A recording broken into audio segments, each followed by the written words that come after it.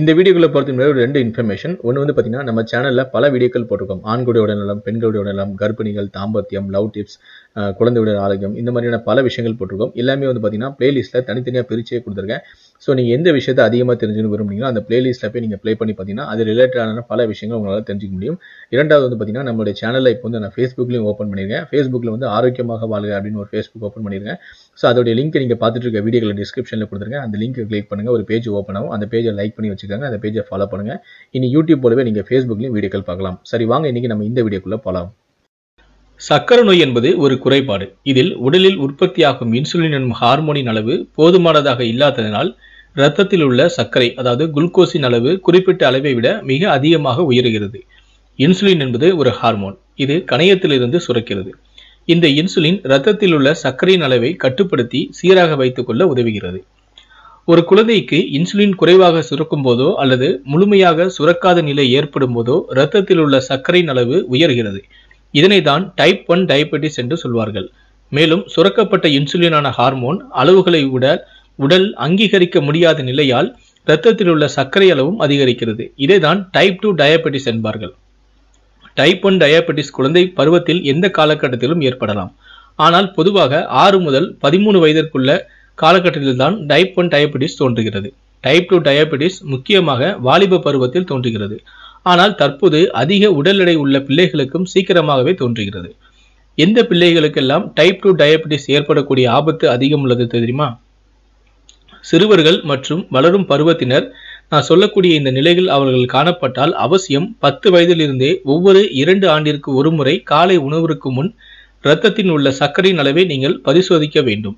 Number 1, அதிக உடல் எடை கொண்டவர்கள், அதாவது சிறு பிள்ளைகளுக்கு தனது வயது, உயரம் மற்றும் பாலினத்தை சேர்த்து பிள்ளைகளின் எடையை விட 85% அதிக உடல் எடை இருப்பின் அல்லது தனது உயரத்திற்கு ஏற்ற எடையை விட 120% அதிக அளவில் உடல் எடை காணப்பட்டால் நீங்கள் கட்டாயம் பரிசோதனை செய்ய வேண்டும். இரண்டாவது, டைப் 2 டயபெட்டிஸ் கொண்ட மிக நெருங்கிய உறவுகள் கொண்டிருந்தால். மூன்றாவது, அதிக அளவில் உயர் இரத்த அழுத்தம், இரத்தத்தின் அளவு அதிக அளவு கொழுப்பு இருப்பவர்களும் இந்த உங்களுடைய பிள்ளைகளை நீங்கள் 2 வாரங்கள் ஒரு தடவை நீங்கள் பரிசோதனை செய்து கொள்ள வேண்டும். சர்க்கரை நோயின் அறிகுறிகள் என்னவென்றால், நோயின் அறிகுறி டைப் 1 டயபெட்டிஸ் மிக விரைவாக தோன்றுகிறது. பொதுவாக 2 முதல் 3 வாரங்களாகவே வெளிப்படையான அறிகுறிகள் தோன்றும். இரத்தத்தில் உள்ள சர்க்கரையின் அளவு அதிகரிப்பதால் சிறு பிள்ளைகள் அதிக அளவில் சிறுநீர் கழிப்பார்கள். இப்படி உடலில் உள்ள நீர் இழப்பதினால் தாகம் ஏற்படும், அதிக தண்ணீர் உட்கொள்வார்கள். சில குழந்தைகளின் உடலில் உள்ள நீர் அதிக அளவில் இழப்பு ஏற்படு பலவீனம், சுறுசுறுப்பின்மை மற்றும் படபடத்தல் போன்றவை ஏற்படும். பார்வையும் மங்கலடையும். மேலும் டைப் 2 டயபெட்டிஸ் பிள்ளைகளில் அது ஏற்படுத்தக்கூடிய அறிகுறிகள் டைப் 1 டயபெட்டிஸை விட மிதமாகவும் மெதுவாகவும் தான் ஏற்படும். வாரக்கணக்கிலோ அல்லது இது மாதக்கணக்கிலோ எடுத்துக்கொள்ளும். பெற்றோர் தங்கள் பிள்ளைகளின் அதிக அளவு தண்ணீர் குடித்தால் மற்றும் அதிக அளவில் சிறுநீர் கழிக்கும் நிலையை கண்டறிந்தால் அல்லது உடல் சோர்வு போன்றவற்றை கவனிக்கக்கூடும். இப்படி உங்கள் பிள்ளைகளுக்கு சர்க்கரை நோய் இருந்தால் நீங்கள் செய்ய வேண்டிய விஷயங்கள் என்னவென்றால், சிறு வயதில் நீரிழிவு நோய் தாக்கும் ஆபத்தை தவிர்க்க குழந்தைகளின் வாழ்க்கை முறையையும் உணவு முறைகளையும் நீங்கள் மருத்துவ ஆலோசனைப்படி மாற்றியமைக்க வேண்டும்.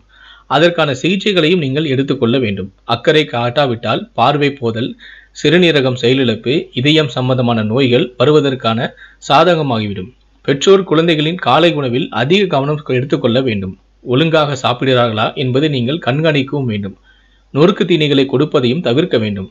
தகுந்த கால இடைவெளியில் குழந்தைகளின் இரத்த சர்க்கரையின் அளவை பரிசோதித்து கட்டுக்குள் வைத்திருப்பதும் நல்லது. முடிந்தவரை பிள்ளைகளை வெளியே விளையாட விடுங்கள். வீட்டில் இருந்து வீடியோ கேமோ உட்கார்ந்த இடத்தில் விளையாடக்கூடிய எந்த ஒரு விளையாட்டையும் விளையாட செல்லாதீர்கள். வெளியே சென்று ஓடி ஆடி விளையாட சொல்லுங்கள். அது அவர்களுக்கு உடற்பயிற்சியும் இரத்தத்தின் உள்ள சர்க்கரை அளவையும் கட்டுக்குள் வைத்துக் கொள்ளும். இந்த ஆரோக்கியமான பதிவு உங்களுக்கு பிடித்திருந்தால் இந்த வீடியோக்கு ஒரு லைக் கொடுங்க. மேலும் இது போல ஆரோக்கியமான பல தகவலை நீங்கள் தெரிஞ்சுக்கணும் விரும்புனீங்கன்னா மறக்காம இந்த சேனலை சப்ஸ்கிரைப் பண்ணுங்க. இது போன்ற வீடியோக்களை நீங்கள் ஃபேஸ்புக்கில் பார்க்கணும் விரும்புனீங்கன்னா கீழே டிஸ்கிரிப்ஷன்லேயே நம்முடைய ஃபேஸ்புக் சேனலோட லிங்கையும் கொடுத்துருங்க. அந்த பேஜை லைக் பண்ணிக்கோங்க, அந்த பேஜை ஃபாலோ பண்ணுங்க. வீடியோக்களை உடனுக்குடனே ஃபேஸ்புக்லையும் கண்டு மகிழலாம். நன்றி.